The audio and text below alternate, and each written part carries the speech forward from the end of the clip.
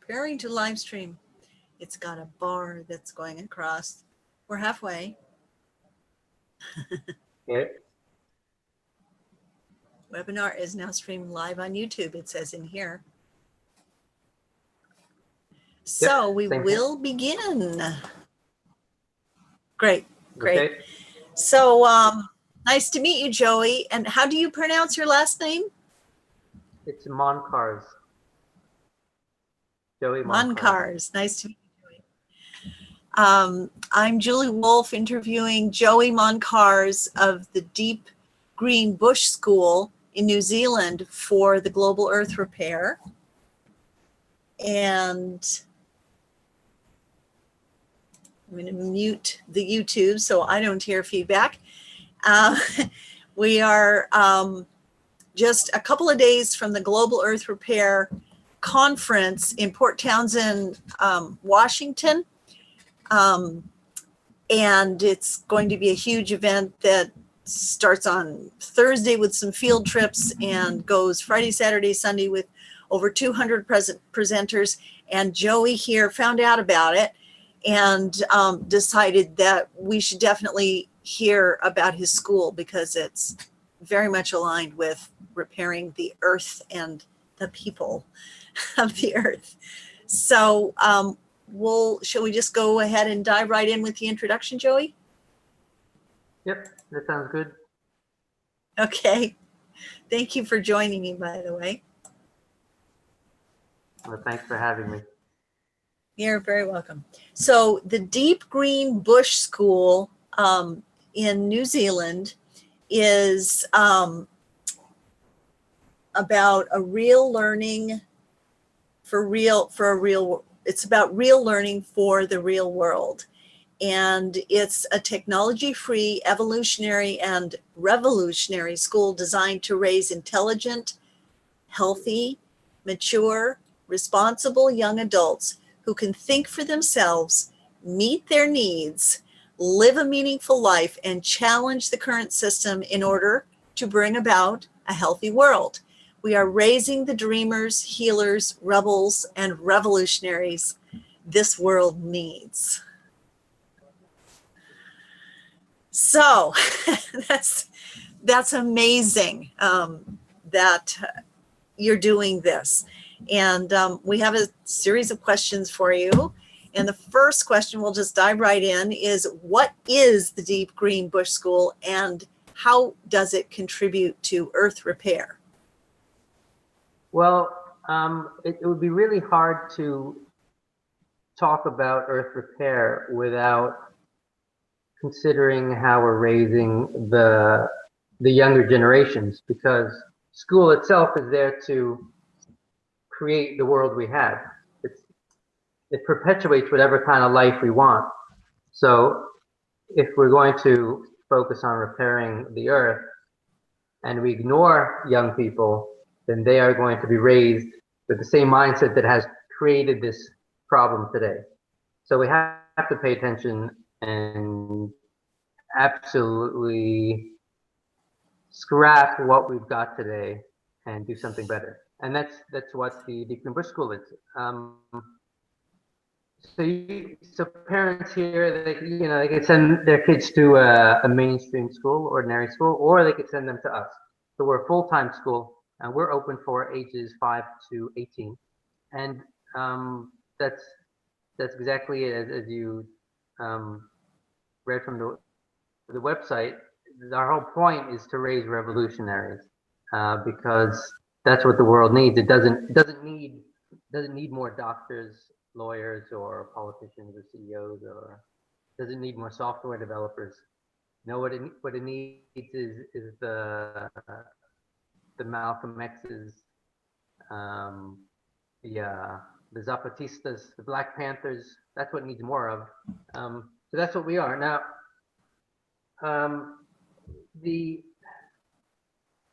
I guess at first glance, you could say the difference is that our school is set pretty much all outdoors, and we have no classes and no tests.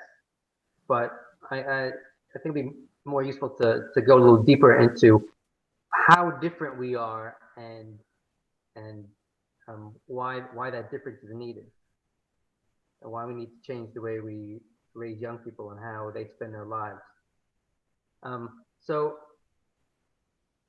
really, the deep bristle came from the question: how can we raise kids, young people, to have a healthy world? Because obviously, after For some the reason, last, your sound is coming and going. I'm sorry to interrupt. Don't forget where you are.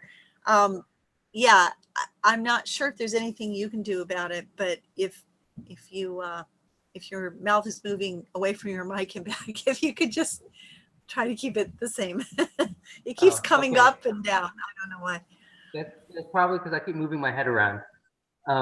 So Maybe it's hard I'll, not to. I'll try to stay still. So Okay. the question is how to raise young people for an actually healthy world, healthy society, and really what that means is how to raise them to be responsible. So our focus is threefold.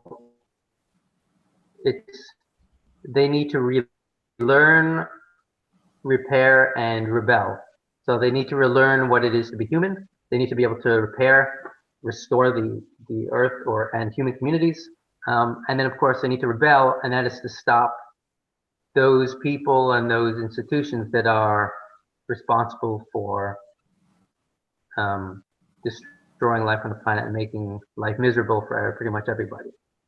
And those are the three parts. And that's what it means to be responsible. We want to raise responsible young people who are, as we say, worthy of living on the planet, which is the question we should always be asking ourselves. Are we worthy of living on the planet?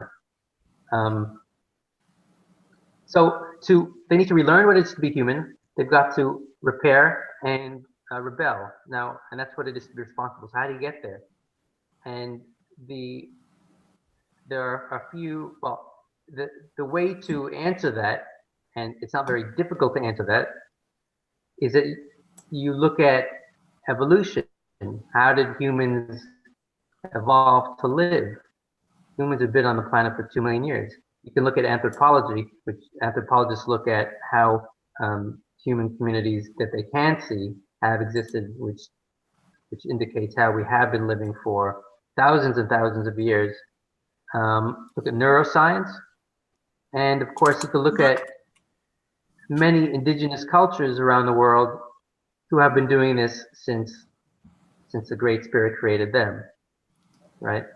Now, and all these things tell you the same thing. That first, young people need social and emotional intelligence. And social and emotional intelligence encompasses many things, but you can narrow it down to empathy, compassion, being able to cooperate, having resilience, perseverance, and of course humor. I'd say those are our important ones. Do you teach? So they need. Is that a part of the curriculum?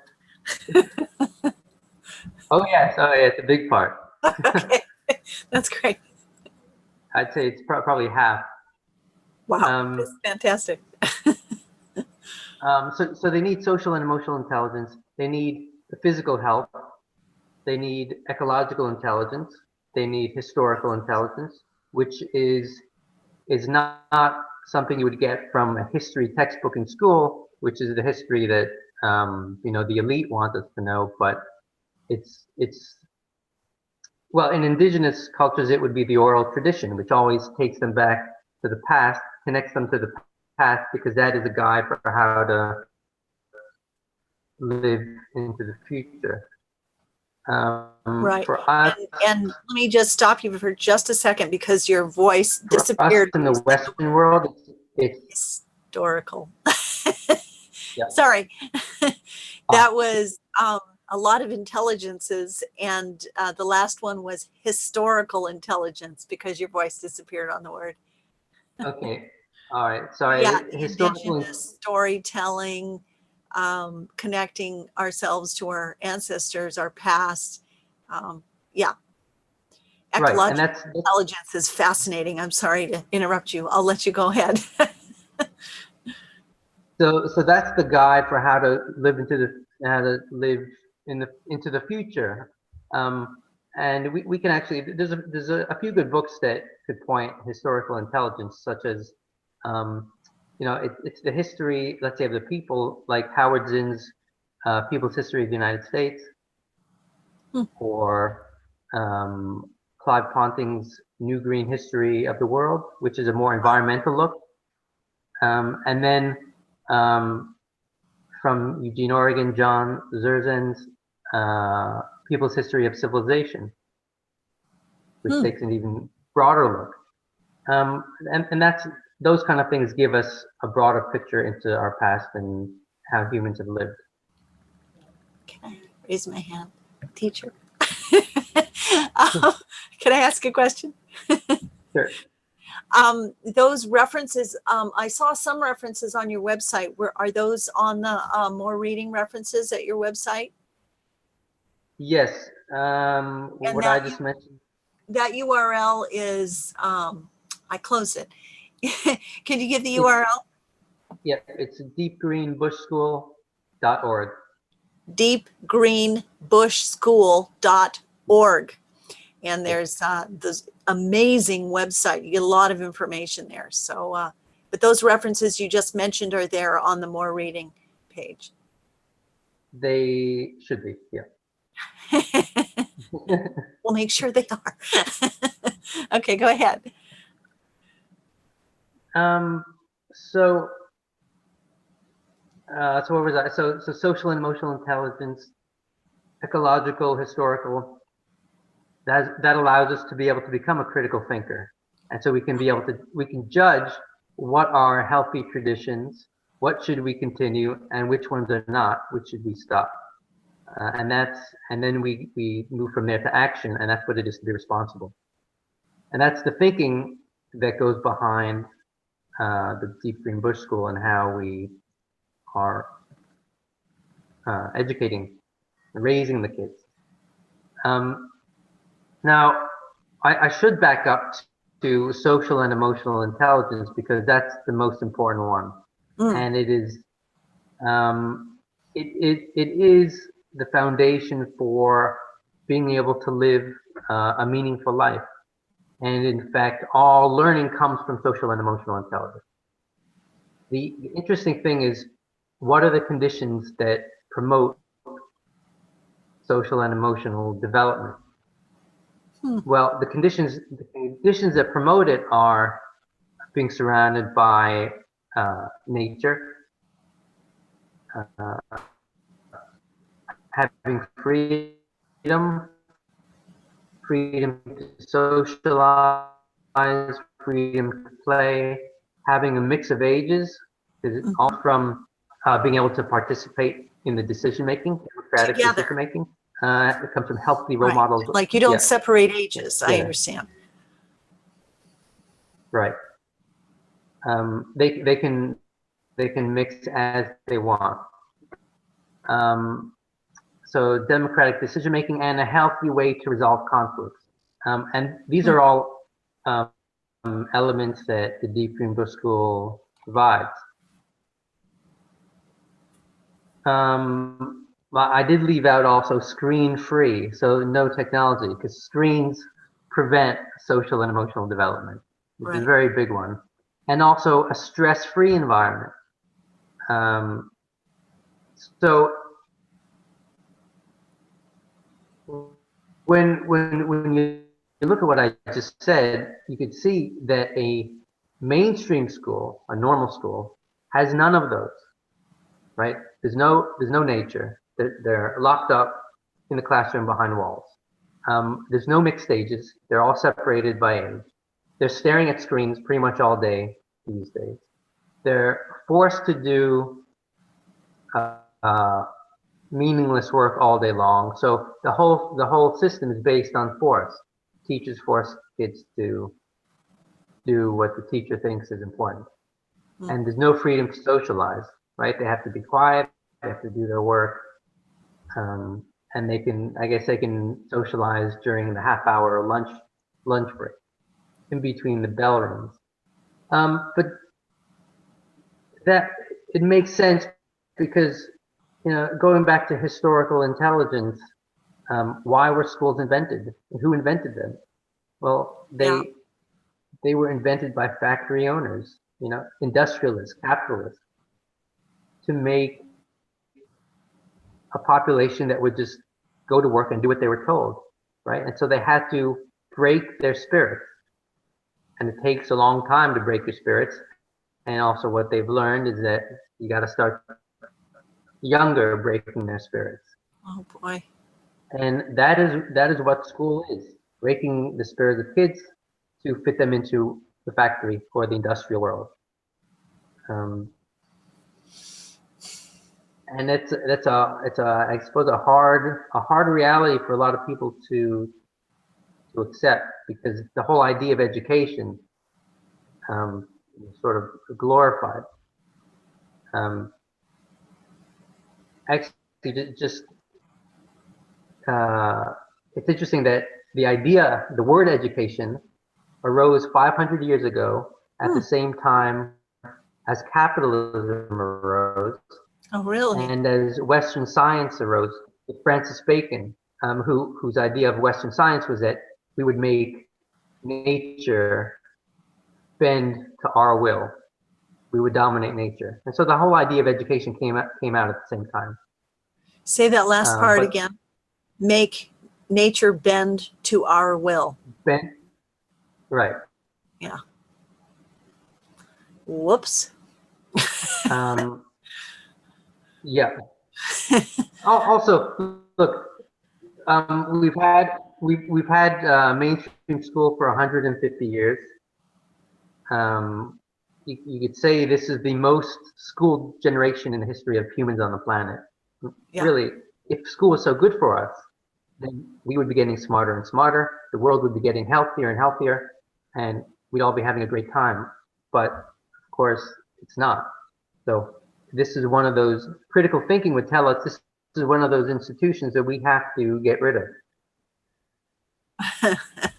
Okay. Get rid of altogether. And if people are wondering who we put in its place, well, the Deep Green Bush School is that model. Okay. Shall I? What comes to mind is, what comes to mind is, is there anything like you in the world, and how do you feel about other schools that would do this? You support it? Are you competitive? I doubt it, but how do you feel about this type of model being replacing the current educational system all around the world, not just at your school in New Zealand?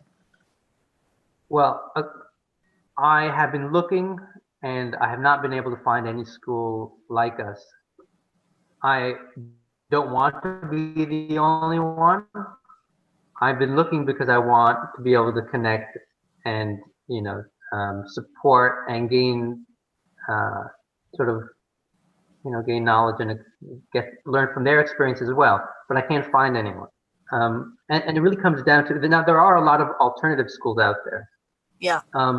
So really what it means is, so what's the difference between us and alternative schools? And the difference is that alternative schools are alternative in their method. So they're generally nicer. Maybe they're less coercive, less force. Such as Montessori or Steiner, Waldorf. Those are very common ones. Mm-hmm. However, the end result, they're still aiming at the same thing. They're taking kids and they want to put them into the industrial system. So Maria Montessori and Rudolf Steiner, who came up with these schools, they were never questioning the industrial society. They were just coming up with a gentler, nicer way of getting them there. So the Deep Green Bush School is not just a different method, it's also aiming at a totally different world. So in that sense, you could say that we're not alternative, we're oppositional.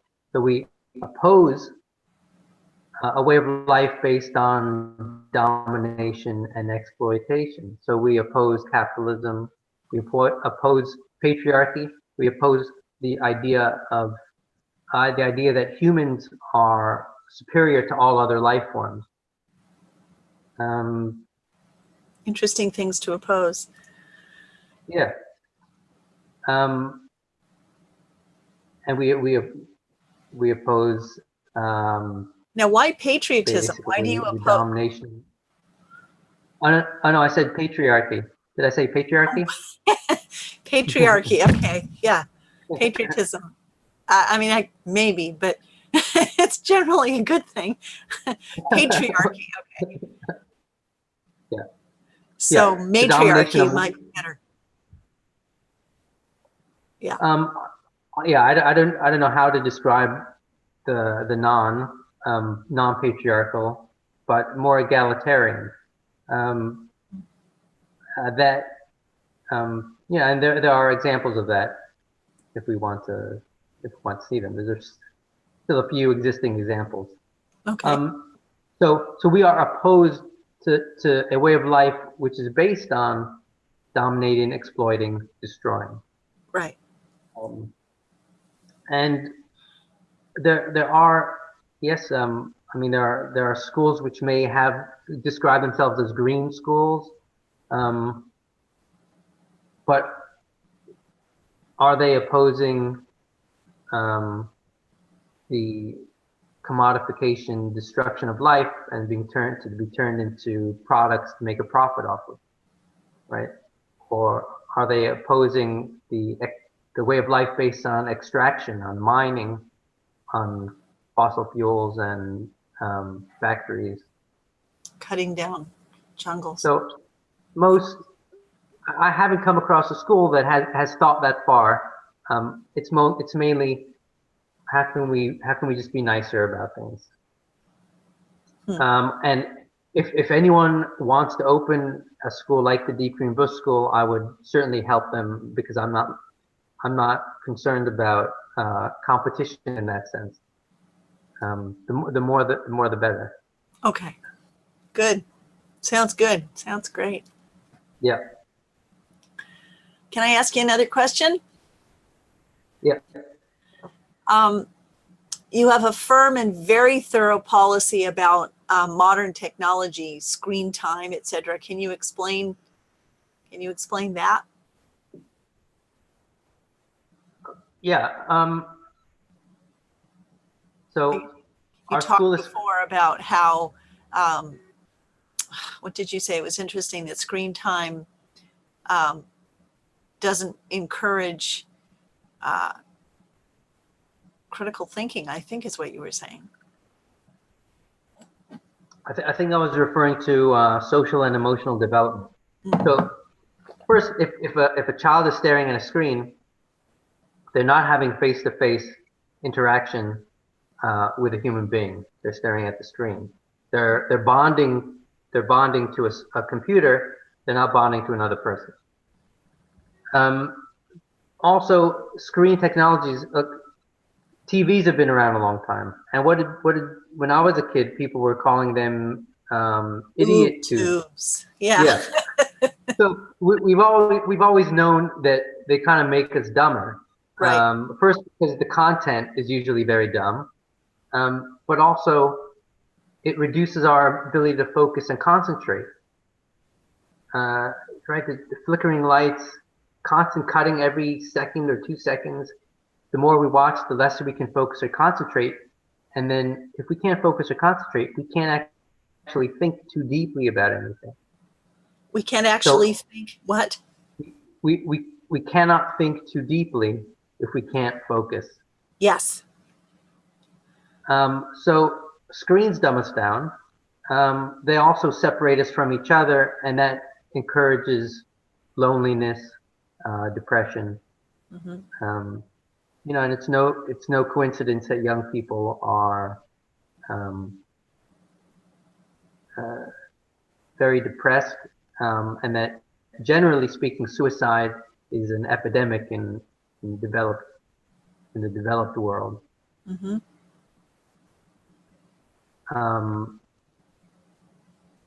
Or, yeah, now that is, so from that sense, I would say, it would seem like a parent would embrace, yeah, no screens. My child will develop more.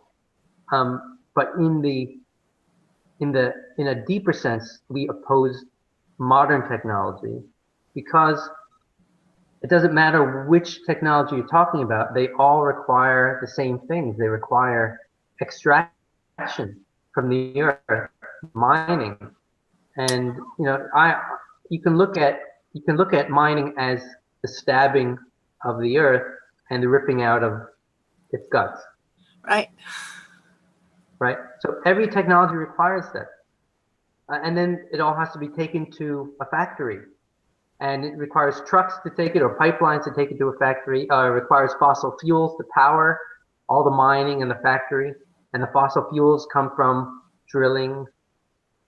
And you need wars. You have to fight wars so you can control the oil, because everybody wants what oil there is. So, and the important thing is, it actually doesn't matter, even if we're talking about solar panels or a wind turbine or electric car, they still require mining, factories, fossil fuels. And so when in talking about solutions to climate change, we can't actually solve that problem of climate change if we're still relying on extraction. But solar panels, wind turbines, and electric cars are all solutions given to us by the industrial world. Because it's more of the same. So someone's still going to make money from the factories and the trucks and the drilling. So it's business as usual. So that's another hard one for many people. Especially, like the Green New Deal sounds, I suppose to a lot of people very amazing, but it's relying on more production of more solar panels, more electric cars. How is that going to make things better, right? More production, more drilling, more mining. I wasn't aware that solar panels and wind turbines and all of that required mining. Oh yes. A wind turbine is made out of enormous amounts of steel, and they all use many toxic chemicals. For example, solar panels they start falling apart as soon as they're installed, and they usually have to be replaced every 5 to 20 years. And then so when you take them down and scrap them, and all those toxic chemicals go back into the ground. Right? You can't make a solar panel out of grass and sticks. It has to be mined. You need factories. Interesting. And that's why when I talk about technology, I specifically say modern technology, because there are such things called democratic technologies, and those are the ones that anyone can make from locally sourced material, and that don't require destroying the environment and the ability of the environment to support life. And those are the technologies that have been with us for a long, long time. Like? A canoe is a technology. Okay. A bow and arrow, a teepee, a bow drill for making fire. Those are all democratic technologies. Pottery is probably another one, right? So these have been with us a long time, and they don't cause mass extinction. I suppose the other big thing is, though, while we may have our own personal uses and we, of screens and whatever modern technologies, we also have to keep in mind that who gains the most from these technologies. And the internet is a good example, because the internet was a creation of the US military. And that points to who really gains. It's the government who gains, corporations and military, for further wrapping their grip around us. More surveillance, more control, more war, more destructive war. Those are the ones who really gain from this. Also, ultimately, we have our uses now, but that's only because they've ruined so much of our lives. What's that? I don't I'm not following that last part. We can see our own personal benefits of them, but that's only because they've ruined the way we live. So they've separated us into, let's say, houses, with a nuclear family, everyone's separate. Or globalization has made people have to move away from family and friends to get a job. So now things like Zoom or Skype become a benefit, so we can talk with our friends and family. But that's only after governments and corporations have already broken us apart, right? They're the ones who benefit. And that's, so our look at modern technology, our statement on modern technology, which is on our website, looks at the whole thing. Ultimately, what will help us live a healthy, sustainable life? And if you look at the human existence on the earth, humans have been on the planet for 2 million years. And we look at the kind of technologies they used for most of that time, or the way they lived. You could describe it as Stone Age. That's how it's normally normally said in a sort of condescending way. But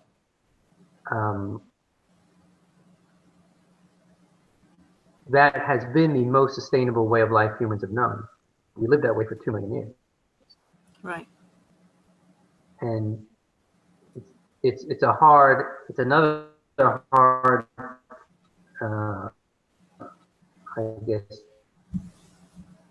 thing for people to think about, that we've only lived this way for fuels. Say that again. Right? We've only lived this way for 150 years because of fossil fuels. And now the fossil fuels are going to possibly drive us to extinction. Right. Or wipe out much of life on the planet.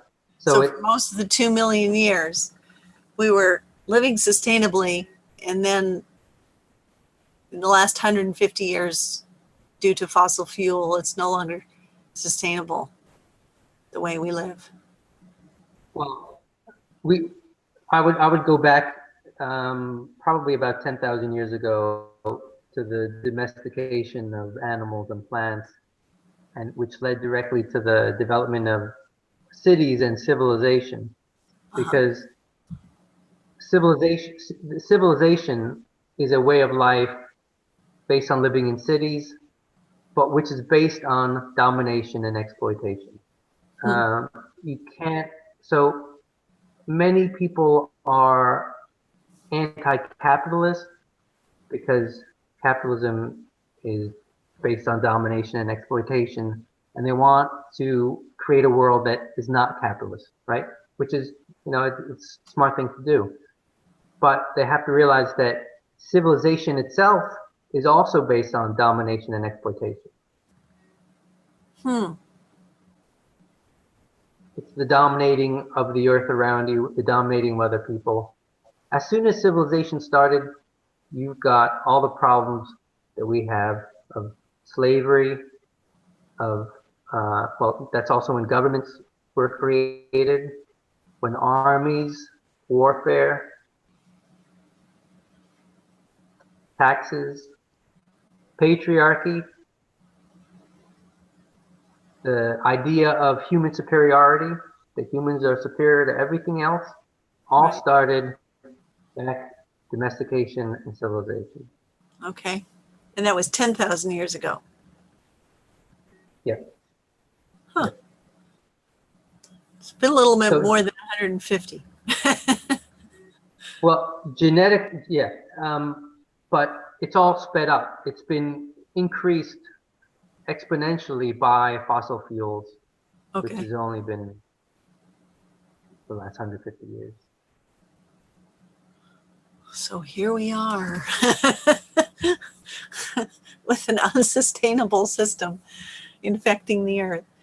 I understand when I'm exposed to everything that is represented at the Global Earth Repair Conference, and you know, I went to a Northwest permaculture convergence last September, and my husband, this is all happening at the same time. My husband is taking a biology class about about ecology. So he's like giving me these figures about the population growth. In our life, we've gone from 3 billion to over 7 billion, more than doubled in our life. Yep. Time. And anyway, it's all very overwhelming, but it's quite an education.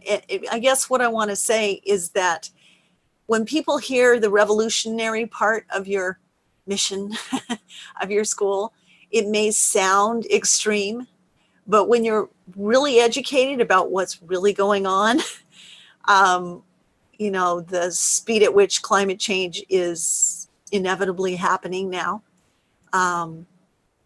we are definitely talking about extinction. So, yeah, I mean, I understand the revolutionary part now, because the things that are not sustainable have to be stopped. I mean, if the rest of us are all doing great things, that's great. But what about the other part of the population, the other part of humanity that's just continuing to destroy and making life unsustainable? So I wanted to share that. It sounds extreme, the revolutionary part, but I understand it when you're exposed to what's really going on, the scientific data. It's just not sustainable the way that we're living. Yeah, absolutely. And you know, you could even take away climate change. You know, let's say climate change wasn't happening. Uh-huh. Our way of life is still destroying everything, and that population growth, we're just it's fallen out of favor to talk about population, but that only comes from ignoring ecology. You know, there's only so much space on the planet. More people means less of everything else. Less trees, less elephants, less tigers. You know, where's everyone? We're Where's all this extracting wildlife going to toxic live? chemicals. That's the picture I'm getting, is that, you know, in order to feed, clothe, house, employ, whatever, you know, provide for this explosion of population, just speeds up the system. I mean, the markets, it extracts more, it, you know, pulls the guts out of Mother Earth even faster and poisons us with all the chemicals that are being created even faster. It could be depressing. Yeah. Now, so linking that back to a school, Yes. our students spend their time enjoying themselves, right? They're bonding to the natural world. They're socializing, and with that freedom, in their own time, they come to see what's going on in the world, right? When they're ready, Okay. And and our older ones every term write a newsletter, which they choose the subject, they choose what they want to write about, and they're able to think about these very serious subjects and to also think what would be the smart way of dealing with it, like ignoring what they say on TV. What would be the smart thing to do? So, I mean, you can look at the newsletters on our website. Yeah. Our students don't hold back. They don't hold don't back. hold back on. Let's see. One of the questions I was going to ask is, your students recently published, and a newsletter comes out. It's chosen by the students, and it comes out how often now? Your newsletters? Every term, so it's like a quarter. So we've got 4 terms in the year. So about Okay. every 3 months. That's great. I mean, then they really get to work on it for that period of time, and it's chosen by the students, which is fascinating. So I see that your students recently published a newsletter about climate change. How do you view activists such as young Greta Thunberg, or the student climate strike, or Extinction Rebellion? That's very exciting to me. So I would like to hear you talk about that. Well, Greta Thunberg is great to see, because also she's saying things that need to be said. You know, especially why should we wait? She says, why should we waste our time in school? You're destroying our future. The student strikes, we had. I went with some of our students to the student strike, climate strike, on March 15th in Auckland. Okay. So we participated in that. And I have also, we have also gone to, I took students to a meeting of Extinction Rebellion here. And Extinction Rebellion's aim at disruption is you know, something that needs to happen. The more disruption, the better. I think where our students and I also would differ is the proposed solutions tend to be expecting someone else to solve the problem. You know, let right. us try to pressure the government. Right. It's kind of as we describe, a form of begging. We have to somehow get them. We want them to solve it for us. Okay. Right?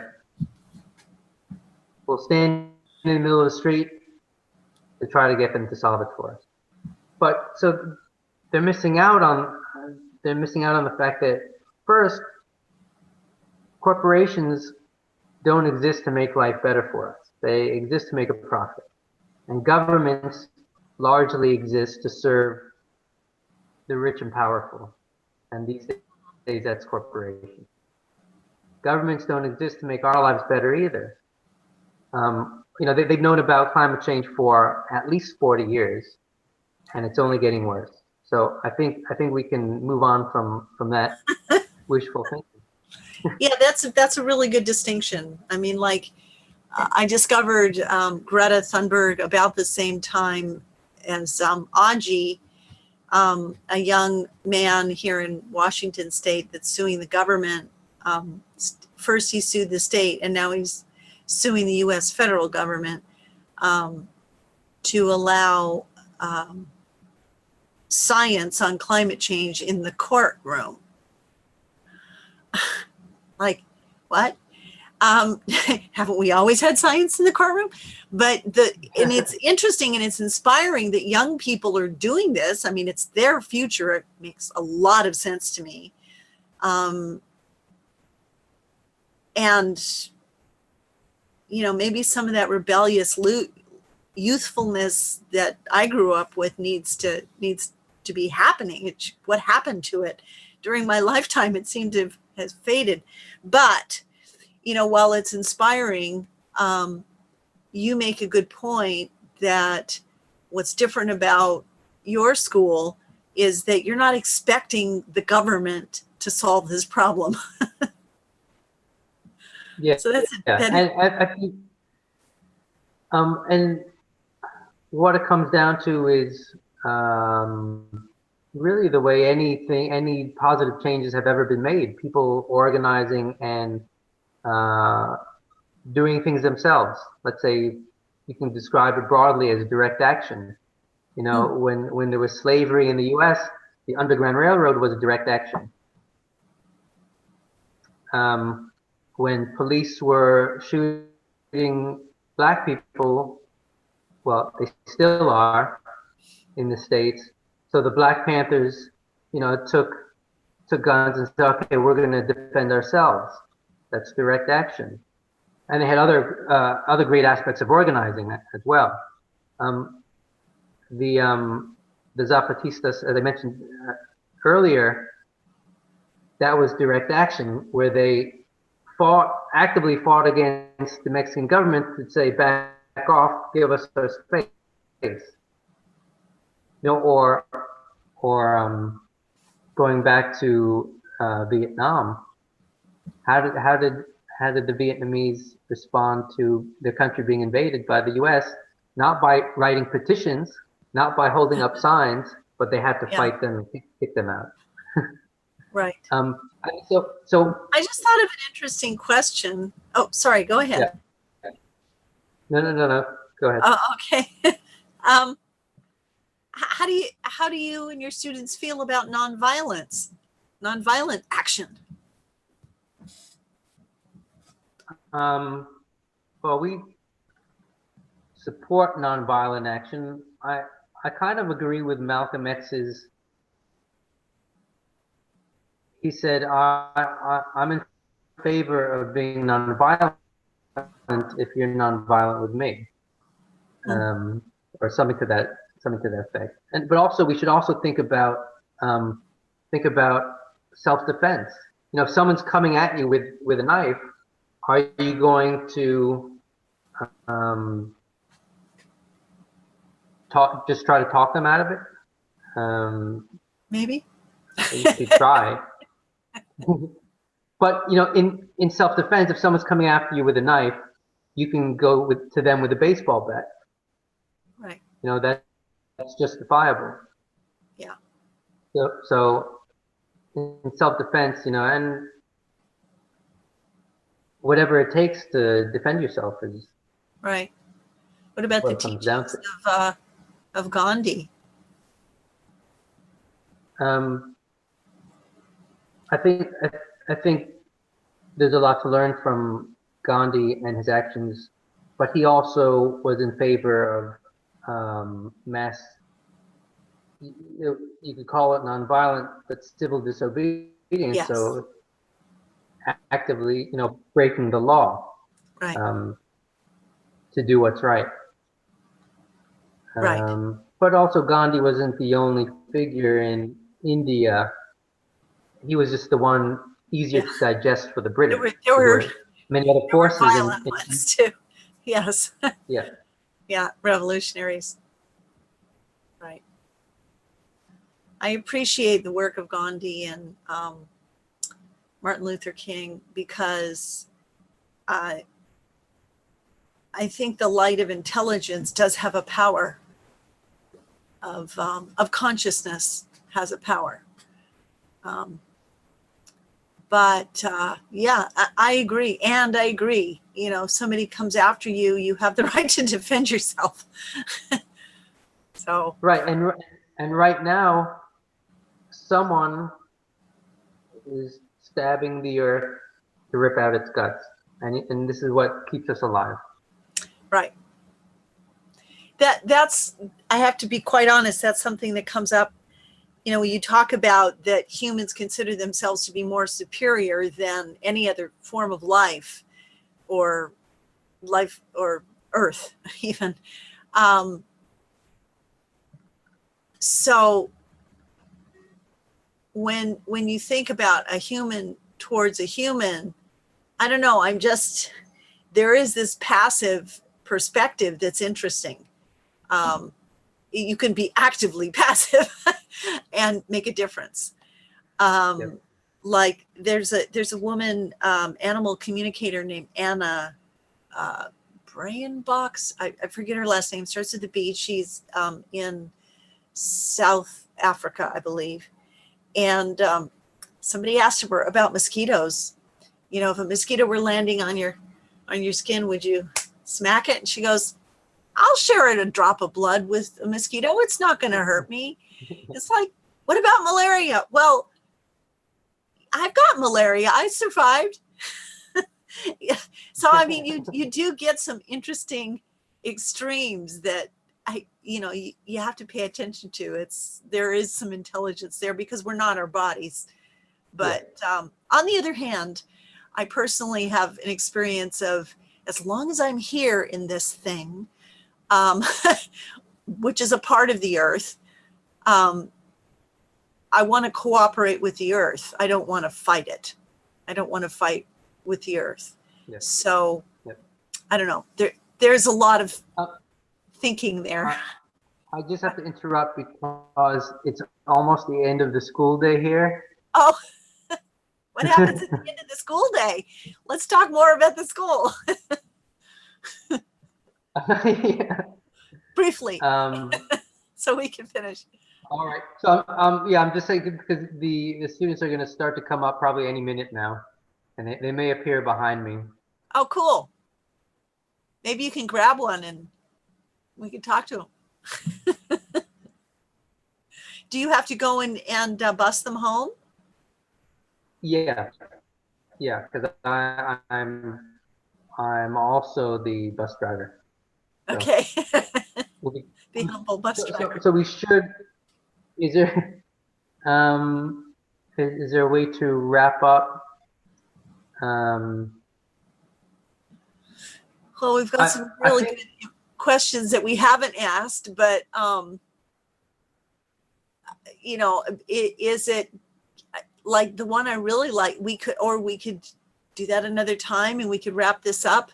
I could check our YouTube viewers to see if anybody did ask any questions. I didn't invite any live YouTube audience, but we can see if there is any. But the last question that I had is interesting. What does a day look like at your school, and what do the students do? You say there's no classroom, so that's interesting. And there's a natural emergence out of curiosity to learn math and reading and everything they want to know, science, whatever.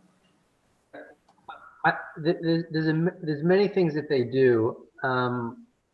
So I think the important thing is that they are spending their time as humans evolved to spend their youth, and that is freely socializing, being active outdoors. And in terms of learning, everyone always asks, how do they learn reading, writing, and math? Humans evolved to learn by observing those around them and imitating. And it's impossible to go through life not seeing people reading and writing and doing math. So they each in their own time come to it, but they spend most of the time having a good time. And the surprising thing is they're learning whether we know it or not. The big mistake is to think that what goes on in a mainstream school is learning. It's not learning, it's indoctrination, it's torture, it's a form of abuse. The way humans evolve is this. Memorizing is not learning. Right? Yeah. That is the key. They have the freedom to really discover who they are and discover the world as they're ready. Not everyone's ready at the same time. And they can learn the abstract concepts like reading, writing, and math as they are ready, not when the teacher tells them. That makes so much sense. Time for you to Everyone who, what? I was just making fun of teachers. Oh, um, it's most people find it pretty ridiculous to when I tell them that they actually made me take the first grade a second time because they thought I was too immature. It's like, what? How can you be mature? Yeah, I've had some direct experience this. I'm very, very excited about, in conclusion, I guess I could say I'm very excited about this because my entire life I've known that education, the opportunity to be aware, the opportunity to connect and collaborate with others, to create. True education is an amazing opportunity, and that's not what happens in schools and colleges and university. So I'm very, very excited. I've always had a vision of the correct way of teaching humans. And I'm so glad that you're on the planet. Thank you for coming and joining us and serving us here, us other humans. Oh, here comes one. Thank you, Julie. See, I see them outside. I can hear behind. Yeah. All right, so I better go. Yeah. All right, excellent. Well, we'll have to do this some more. And thank you for contributing to the Global Earth Repair Conference. And that URL I will put below the video is Earth Repair at friendsoftheTrees.net. And again, if you look up deepgreenbushschool.org, that's Joey's URL. I'll put that below the video too. And now we're seeing students. They're staring in. Okay, well, thank you so much, Joey. I'll let you go and be the bus driver. And thank you so much for doing this and for spending time with us. Thanks, it was my pleasure. We need your message. Read it. Bye for now. Thank you. Bye.